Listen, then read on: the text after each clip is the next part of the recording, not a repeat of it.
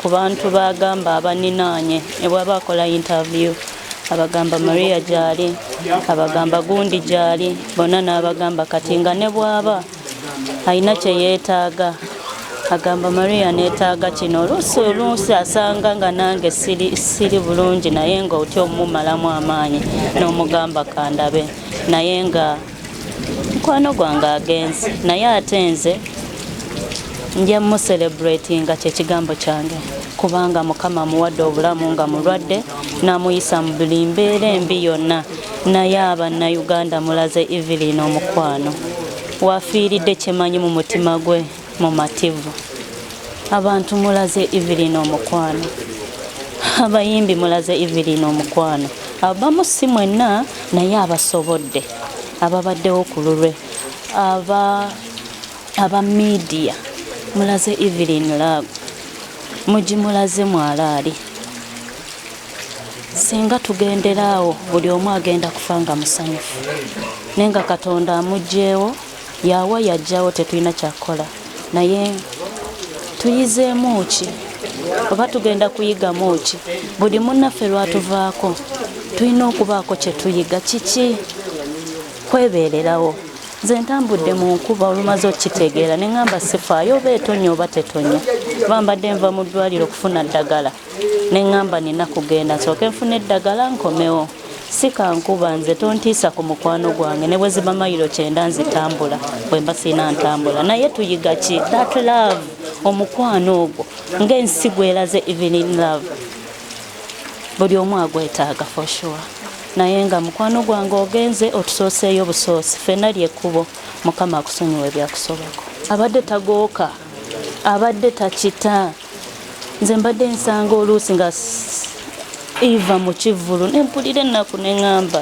bannange baana bange lwaki temuza Eva ewaka naŋŋamba kyenjagala mundeke kyenjagala nga ne bwava asooka alinya step emu ku bbiri n'asooka ayimiriramu nafuna kumuka naddamu n'atambula mpaka ng'atuuse waalaga obwo obugumwe yandagalo era nange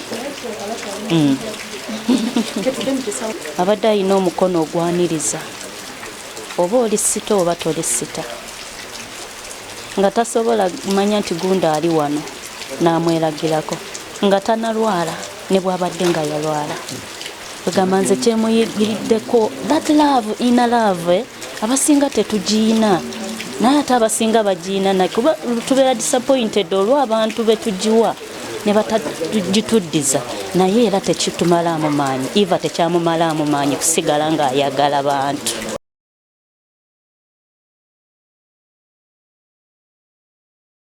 Kati Emmanuel ndi muliraano wa Evelyn ono tabadde nnyo omukyala muzibu weewaawo nti amaanyi mu ng'omuntu abadde gabadde matono naye ku bbanga ettono lyamazeeko kuno lya myezi nga 6 ye muntu gw'obadde osobola okuba nti osobola okwogera naye mu mbeera yonna ate ye nga ye tuyinza okuba nti tumusaaliddwa nti kyetubadde tuyinza omufunamu tetukifunye naye tufunidde ku banne ababadde basobola okuba nti bajja mu kitundu abadde bajja omulambula ekitundu nga bwe kifaanana si kyekitundu ekikulaakulanye ennyo naye babadde tebasobola kujja wano n'ogamba nti ekitundu bavamu nga tebalese mu mitwalo giwera 5 ne 10 ekyo tuyinza okuba nga tukifiiriddwa nnyo ku Evelyn olw'okuba nti mu bumanyifu bwe abadde n'abantu abakola ki abamumanyi ate n'ekitundu kibadde kisobola okuganyulwamu gye bwalizze mu maaso kiyinza obutaba kyangu gamba nti byonna twali bijje mu Evelyn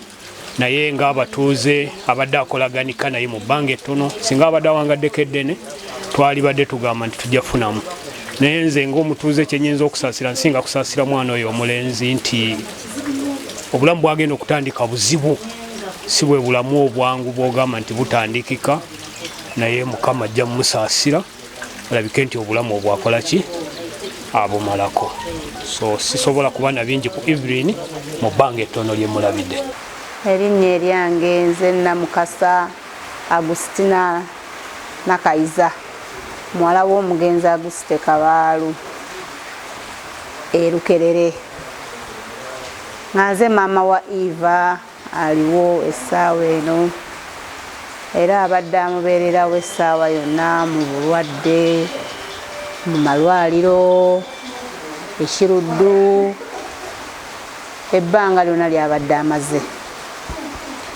Naye ng'okusooka neebaza bonna, neebaza Omukama Katonda olw'obulamu bw'amuwadde. Mukama awadde Eva obulamu, kosa emikwano emirungi.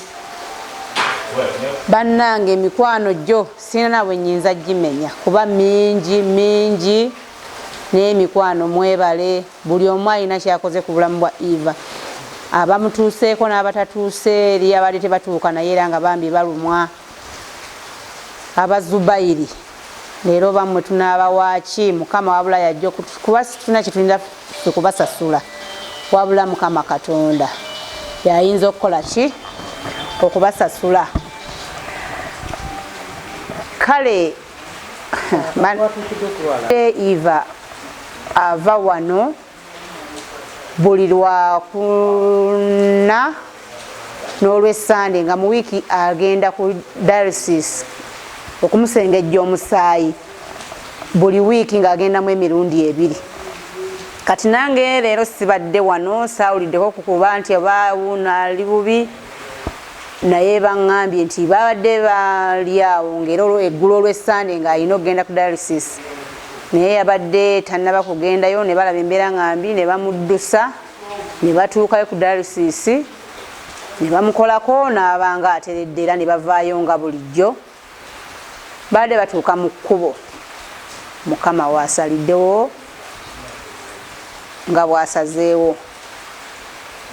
Nakabira abamu bwe mumanyi nga Evelyn Lagu abadde omwana atasangikasangika oba omukyala atasangikasangika. Eva abadde muntu w'abantu, Eva ayagala abantu. Eva leero baŋŋambe ntya, abamumanyiko bakimanyi, naye nga ye muntu abadde asinga obwangu mu nsi muno.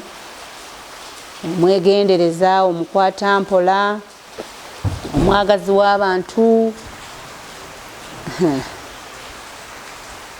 Henry Lutaya Kalega ndi mutuuze w'Ensaggu. Eva abadde mukulu wange. Eva tumaze ebbanga ddene nga tukubatagana, tukolagana mirimu egy'enjawulo, era wafiiridde nga tukyalina bingi byetuteekateeka okukola. Kibi nnyo naye Mungu waasazeewo. Obulwadde bwe, Eva alwanye n'obulwadde bwe okumala ebbanga. Eva alwanye n'obulwadde okumala ebbanga, naye abadde mukyala mugumu. Nga kukubira essimu n'akugamba Kalega sewulira bulungi ninja tereera. Nojja wano n'omusanga ate ng'ateredde. Ate abadde mukkiriza era abadde alina essuubi nti ajja kubuluwangula, naye Mukama waamuyitidde. Ozaako aba alina ekyokulya n'akuwa ne munyumya. Kale ye abadde muntu waatyo nga n'aba takumanyi, yaba n'emboozi yo batayinza kugoba ng'abantu abalala. Anyway, SB4 Media Tuggussa Enssonga ate tusanze omukulu Shafik Kayima abadde musanze wali yali bize tumutayizaako keno tunyumyemuko abadde mukwano gwa Eve era ndoza yomu kuba namawulire abasooseewo wano nga bitalo kitalo. Inna lillahi wa inna ilaihi raji'un. Eri Mukama Katonda gye twava ate era gye tugenda okudda.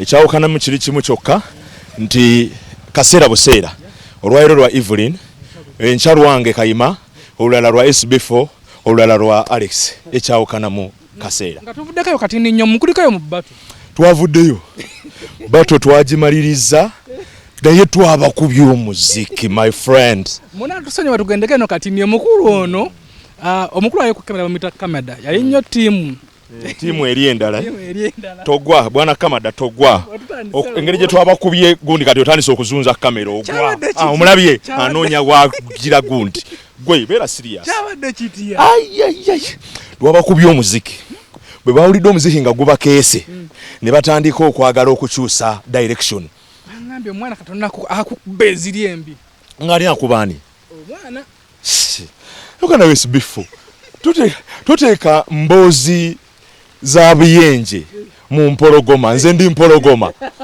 I'm a lion okitegedde ekyo kimu ekyokubiri nze ndi warlord and I'm a field commander kati commander tasula kuddawo ate neyeejingajinga na biyenje naye muna yabadde aleesi ng'aleeta ki shafiiki waffe ng'aleeta ki naawe gomanyi komanda omulambo okukwata emikono gye n'agiteeka bw'ati emabega omanyi kyekitegeeza twebuuza bato nga weyawedde nga twasirise nnyo kati gwe kyotamanyi kiri kimu eno ensi gye buva ne gye bulaga bwe bamala okugiramu bwe bati abantu ne bategeera sayidi entuufu okimanyi nti waliwo n'abamu abazze nga bali ku sayidi eri endala ne bakyuka laba ono omwana waliwo nabaddako okustatasiza abantu abamu nga nange ate wemubewe mbupositinga abaana bapositinze ekifaananyi ng'omwana baleese abavubuka nga 6 basitudde ennyumba bagireeta ku siteegi neŋŋayi etwatuseeyo wawulidde omuziki bwe gwasese statasi yasinza okunsesa waliwo obona gye yataddeyo ng'abawagizi nga 10 bakutibwe bati ku mutwe ne bagamba mtu oli kasa yayimbye akayimba simanya kabadde kayimba kaani ne bakwata ku mutwe nga bannanga otusse nkugambye nze waliwo twadde backstage wano kulira DJ's box twadde ne Kasuku kati nensooka nenkona Kasuku ne mubuuza why oyo akola kyayimba ayogera what did this Alex wabiwuliddeko omuziki gwasese no nze siri mu byaki simanya mpalana simanya biki nze I'm too way above that ge mazima naye twogera mazima kati okitegeera omuziki bwe guba gwasese tujja gamba gwasese bwe tunaga nti omuziki gwaganye gwalemye omuntu yes gwaganye kyekiri oli kye yagamba nti nze nkuwa ekitiibwa okubanga ogasegasse n'oyitamu n'obaako wooli naye ng'ate tolina talent ekyo ekitiibwa tusobola okukikuwa okitegedde tekigaana kuba nti ate omuziki twagukubye tuli mukufiirwa nno mu bimpimpi omuntu ali ayagala okumanya batani yagiwangudde SB4 nkumanyi nga senior journalist a professional journalist you cannot start here and start asking me such questions ekyo tekiriiko kubuuza ekyo tekiriiko kubuuza ekyo kiri clear omwana muwala the king herself eyabadde wiina eyawangudde batto newankubadde abalala ate bamaze ne beeyagala okwerangira ng'abawanguzi ate ne badduka ne beecelebrate nga nokwecelebrate nga ne beekubira pati which is ne beekubira zipati naye kankubulira ekintu kimu okumanya ng'omuziki gwalina we gwaduuse ne gutabuka wano nga tunaatera okumaliriza kati ababandi eri ey'omukulu oli omukyalo omulala ne batandika okuvuluga nga bakubeera ebyaffe kuba ffe twadde tulina okuddako abasindi ffe twadde tulina okuddako mu eyo session naye ne batandika okugikubiramu ebira kandi ebikyankalenda oli okuba biki ne batandika okukyakalanya kyovula abatandise saundi nayononeka ne batandika n'okwagala okulwana kyovula abaana abamu bavudde eri nga bajja eno batusosonkeeza batusindika biki but for us we are not violent people wabako obusembayo osookuwa abawagizi ba Shiba abo ba Kamada abawagizi bonna actually nze sijja kulonda muntu oba Shiba oba baani but nja kuzengira wamo abawagizi bonna waliwo ekintu kye bayita respect we can differ in opinions we can differ in let's say support tugeze mbagira gwe SB4 omulala awagira mulala oli awagira Kayima ona awagira ani okitegeera naye if we differ respect one another ebintu by'okuddawo okuvuma biki waliwo abantu benalabye nga bagezaako okunteeka wansi because I supported the king nabalabye nga bagezaako okunsika naye nze I'm a lion ebigambo tebinzisa wansi ate nze sibira mu ntalo za bigambo nze mbeera mu physical battles if you want to go violent we can also go that side naye ffe ekyo tesijje tuli we are calm people and we are action people nze waliwo gwe nagobye ku mulimu twamusinitseyo ne kamera yeta amawulire we atuse nga king yayimba nga sound mbunga abuukako kamera yagenza okujja nga performance ya Sindi teriko maloboozi omwana oyo alina enzikizo oyo mugobe tomuzi mugobe oyo twala tuyitiddeko katini eyo naye nga tuli mu kufiira kwa Evelyn Lagu nga mumanyi nti industry bibeewo tutukakeeya ate ne tuvaayo tutegeera naye nga kitalo nnyo nnyini ddala twagala okubikira Uganda yonna n'ensi yonna mikwano ja Evelyn Lagu tambule tuddeko wali tufune we tweggama kubanga manti nyambadde jacket atenga kati gwambadde jacket nze sambadde olina ku experience kumbeera nawe beera serious onkubye enkuba Lagu badde omujjukirako ki ani Evelyn Lagu Evelyn Lagu emboozi ye nina nnyingi nnyo nina nene because I have known Evelyn Lagu for about 15 or 14 years nze mulabye okumala emyaka egisoba mu 15 naye katono nnyo soko ogiremu awo tudde wali ewatali gundi soko ogire otwalamu awo mala okufuna ekikopo kino nzijja kuba anyway omukulu oyo abeera nnyo n'ekikopo era gwe naba bamugoberera ku TV abeera nnyo n'ekikopo ye tasobola kubeera nga talina kikopo so ekikopo kye baddala kiresebwa manager Alex ne manager Alex ngali bulala nnaku zino anyway toyongereyo abadde kyatunyumiza kati mpozo badde ombuuza ati okyomujjukirako nga nti olina bingi nnyo byomujjukirako emboozi olina nnyingi Evelyn Lagu ekisooka mu byonna kitalo nnyo nze nina okunyolwa kwa maanyi lwaki abamu ku bakyala bemmanyi abalina omutima emirungi omutima ogwagaliza tukkirize tugaane others waliwo yes abalina balina emitima emirungi naye olwaleero tusobola okuvayo ne tugamba nti Sb4 alina omutima omulungi naye ng'akola ebirungi abalabye balaba newabaayo nibaga nti Sb4 alina omutima omulungi naye ng'ate akola ebirungi ate abantu nga tebabiraba naye kati ono abadde akola ebirungi ate ng'alina omutima omulungi ng'ate n'abantu babiraba ekyokubiri nze nzijukira olunaku lwe nasooka okusinkana Evelyn Lagu ono ebiseera ebyo ndooza nali nkyakola ku Suubi FM oba ogimanyi ogijjukira ebiseera ebyo namirembe awo wati noyambuka boti ng'agenda ku kyakyawo ojjukirawo bulungi so kati yavaawo namukyala wange yakolerayokko yes actually ye agenda okujja ffe nga tuvuddeyo kati omukyala oyo mulaba Evelyn ajja yali alese luyimba lwe n'atugamba naye nsaba kunkubira ku kayimba nga mukakamu naga nsaba kunkubira ka kayimba kange nali ne DJ Nick kati ennaku zino ali ku record radio naga nsaba kunkubira kayimba kange mbegayiridde munyambe ne tukateekamu awo ne tukawulirizaamu ne tugamba we shall see what we can do for you semberako wano baba abasajja abo bayitewo bayinza okukuba eggaali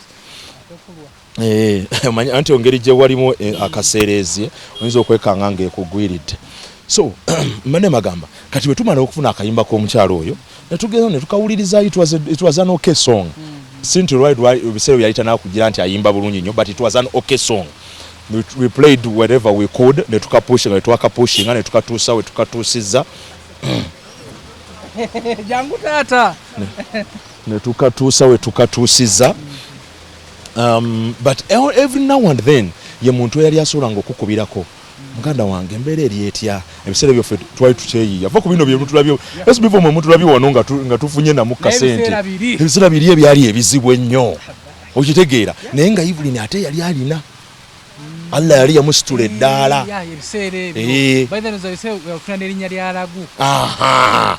ebiseera ebyo akasente yali alina naye nga ayinza okubeera muganda wange muli muti eyo tukoze tutya amwana embeera akankuyiyize nakuteerako kyakuteereddeko oluusi lwakusanze nakukinyigayo ekizike nakola okitegeera omuntu ng'oyo ng'ayagaliza anywhere oluusi nabakubira nti wayi muli muti eyo mugjeeko wano tugendeko wano tulye ku kyemisana ffenna okitegeera embeera efaananako bwetyo okimanyi nti Evelyn waliwo yatuukiranga kati atandise okumastaringa music we ng'ebintu byeyongedde waggulu nga her music is almost playing everywhere naye era still nasigala ng'akyali kamu nga mukakkamu jjukira ate n'akasente olwedde yali ayinamu naye ng'era mukakkamu kati y'omukyalo ng'oyo gwe tufiiriddwa olunaku olwaleero you can imagine nze nnyoleddwa naye nsaasira nnyo abaana baabo omwana oyo Freddy n'oli omulala gundi yani Isaac naye okusingira ddala Freddy musaasira nnyo because bw'omala okuviirwako omuzadde ng'oyo at that tender age wabeerawo ekituli kinene nnyo mulengedde ejja mutuusa kayisaawo ejja mutuusa naye simanyi obe namutuusa mugundi mu November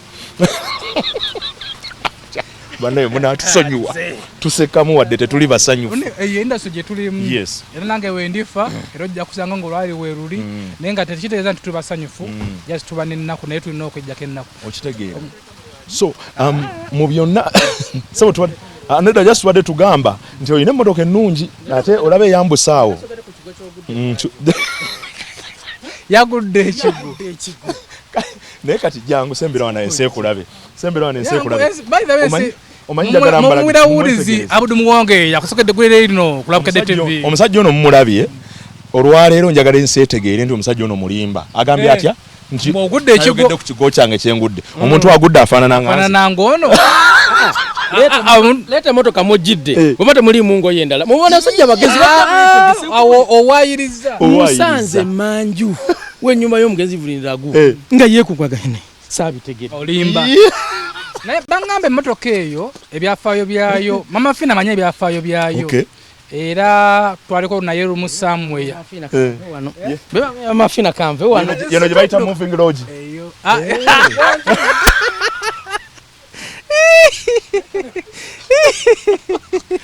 Ate kyemanyi ku motoka ez'ekika ekyo zikka wansi gino emito gy'emabega. Era buutu eno mpanvu. Laga abantu emmotoka eyo ssebo erina ebyafaayo. Erina emito ogimenya bwoti ne gifuka nga inchi mukaaga. Kati omwana oyo moving lodge weebale ssebo tukugyeko engalo. Tuva tukumaze. Tulina kyotugamba twogera mazima gokka. Abato nziiko olekeyo tukumaze. Amma tweyongere. Mbadde nga mbagamba on top of that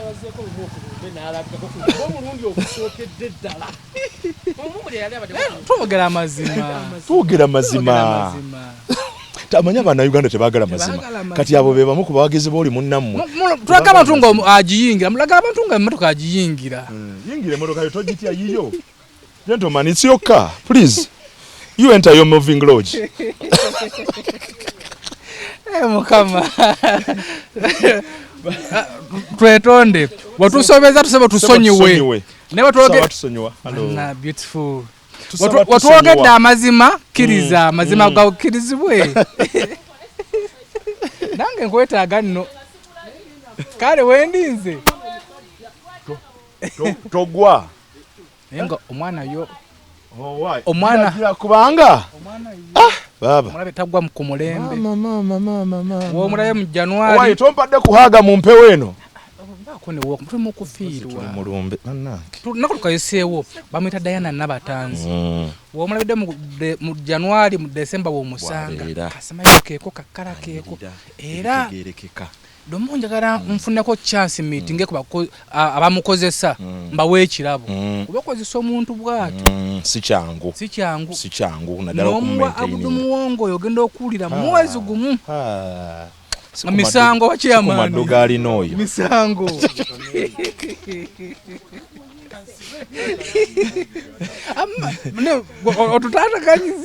Otutatakanyiza mu nsonga zino. Tukugyeko engalo sebampaleyo naye twagala otunyonyole lwaki empale ebadde esumulukuse. Mulumbe luno obadde okola ki? Namuliko maine muyeka. Tasobola kutambula yeka naawe oyo omumanyi. Oyo omumanyi ayinza okutambula yeka oyo. Kanaawe beera serious. Twagambye dde eri moving lodge. Wamma tuddayo ku lumbe. So mu byonna waliwo ebintu ebimu ebyewuunyisa mu bulamu buno nti abantu ng'abo abalungi Katonda abagezesa. Obulamu bwonna sijjukira bulungi myaka emeka omukyalo njamaze nga ali mu bulwadde obwo naye Katonda nze mu ddiini yange gye nzikirizaamu kiba kigezo abaakugezesezza amugezesezza nnyo naye asigadde ali strong, asigadde wa mutima ogwo omugumu ate ogwagala okulamu okulwana. Omanyi ebiseera bisinga waliwo ebintu ebyangu okutta omuntu obimanyi. Giving up, stress, depression, giving up mu mbeera eyo gy'obeera olimu. Naye abaddengawo n'ava ne ku mbeera eri n'agamba nti sijja genda yes abantu banyambye kye banyambye naye sijja kusigala nga neekubagiza. N'ava mu buliri bwe wawuliridde amaanyi obadde ng'omulaba mu bivulu ebyenjawulo nayingira ku shegundi n'agenda ffe tubadde tutegekanga ebivulu ebya radio ne TV obadde ng'obiraba ng'era ajja okitegeera. Kati abantu abana ababeerawo ne bagamba bannange bambe mukazi wattu ne bamuwaayo kye bamuwadde bamuwadde omutwala bamuwadde ebiri abeerere n'awezaako. Process gy'abadde ayitamu ebadde ya bulumi nnyo naye ng'ate mugumu. Waliwo ekintu kimu waliwo omwana akyogedde nga tujja nkyewuunyiza paka nakati naye seewuunyiza nnyo lwa nsonga emu oba bbiri. Esooka gwe mutima gwa Evelyn Lagu ogwo omutuufu gwe mmanyi. Ekyokubirirwe kye neewuunyizaamu kino nti mu buseera bino byabadde nga mulwadde abadde in need of financial support because remember batugenda akola dialysis almost like twice a week and you know how expensive that is n'embeera yonna ekiddagala twala tugende okubeerawo obulamu obwo nga yeetaaga financial support. Naye waliwo abamu babadde atera ng'okubira mikwano gye nnyo bamanyi nti ate bo bali mu mbeera mbi nnyo okumusingako n'ababuuza nti owaaye kati kiri kiti eyo kati mbadde nteesa omutwalo guno gukubeeremu ebiri gino kyokka nga mulwadde. Okitegedde nti ye kwetaano gye yafunye we yagenze ku kivulu n'agaga nti kati oli mukwano waine kamuweeko omutwalo. That was her. Gwe mutima ogwo omulungi simanyi Katonda atusaasire ffenna atulongoosa atusobozese n'okuba n'emitima emirungi egifaanaganako ng'egyo. So bingi nnyo ebikwatagana ku Evelyn Lagu naye kye tusobola okugamba nti Mukama mulamuzi ekisa omwoyo gwe aguwummuza emirembe. Oba ku busembayo bw'osobola okugamba abantu bonna bali mu industry. Ekisooka mu byonna tukkirize tugaane ffenna tuli bantu bannayuganda bannange tuli bantu. Ne bw'olikula n'ogejja n'obeera otya togenda kuliira mbire. Akantu ako kategedde togenda kuliira mbire ojja kusigala wano. Kitegeeza tubeere abeetoowaze tubeere abekkakkamu amamba ensi tetwemazaamu. Singa ensi yali etwemazaamu abantu bandibadde bagenda n'ebintu byabwe naye ffenna bwe tufa tubireka. Okitegeera kati nze ndi musiraamu batuziika mu ssanda abamu ze bakazaako essuuka eza ne bwe ne biliyoni essuuka zo eza ne bazikuteekamu. Lwaki ensi ekwemazaamu? Tubeere abakkakkamu. Ne bw'obeera nga gwe sitanga bwe bakuyita ku kivulugundi wabweru emitala w'amayanja nga bakusasula emitwalo 3 egya $. Obukkakkamu kikulu nnyo. Awo wokka we tugenda okuyitira ne Katonda wajja okuyitira okutwongerayo waggulu. So twagala okwerekereza kasatu kyaliwo naye twabaza mwenna abawulidde omulanga ne musitukirawo. Brian Wakko naye yatuuse dda. Omwana oyo yabbye ebigezo ku bbato. Wabbye ebigezo omwana oyo okumanya nga muwalana namulabye ku lw'omukaaga nga ddeena azunga atagala alinga gajati agali mu shariya gwe twavuddeyo mu bbato ne serious not kitalo nnyo kitalo ddala. Naye SB4 njaga okwebaza olina ekintu kyokola ate abamu ku ffe tukikuyigiddeko nti tokoma kulwereza busanyusa abantu oyimirirawo n'abantu nga bafiiriddwa. SB4 olinga talinamu nsa ya buntu ena abadde tajjayo emmotoka ziseera kayima nnimbye amafuta wala kyekisooka walako. Ekyokubiri enkuba ebadde etonya. Ekyokusatu waseerera netusazeewo netujja kayima. Thank you very much SB4 sigenda kwebaza mulundi mulala but you've done this several times. Katoluwama buli wamu obaddewo nja okwebaza for that but on a serious note kitalo nnyo kya muganda waffe Evelyn Lagu avudde mu bulamu bw'ensi eno.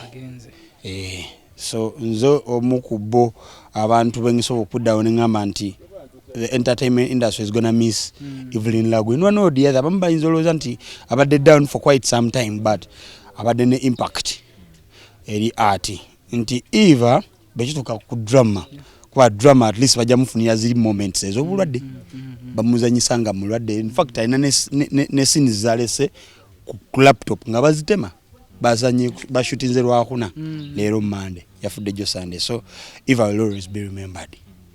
Ne luli oluyimba lwe yasembayo okuyimba ne omukyala yani oyo omuwala omulala balina collab.